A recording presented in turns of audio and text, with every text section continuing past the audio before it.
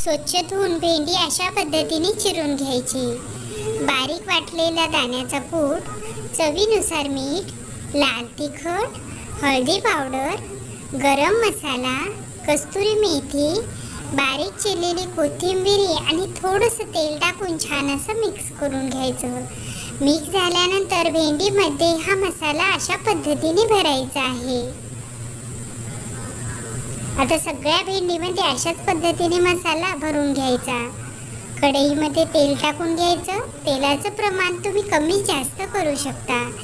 तेल गरम झाल्यानंतर जिरं, मोहरी, आदरवतर वाटलेलं लसूण, अद्रक, थोडीशी हिरवी मिरची, थोडंसं मीठ, हळदी पावडर आणि थोडंसं लाल तिखट टाकून भरलेली भेंडी टाकायची आणि छान असं मिक्स करायचं आहे. मिक्स झाल्यानंतर त्यावर झाकण ठेवून 5 मिनिटं बारीक गॅसवर होऊ द्यायचं. 5 मिनिटामध्ये ही भेंडीची भाजी बनवून तयारच होते.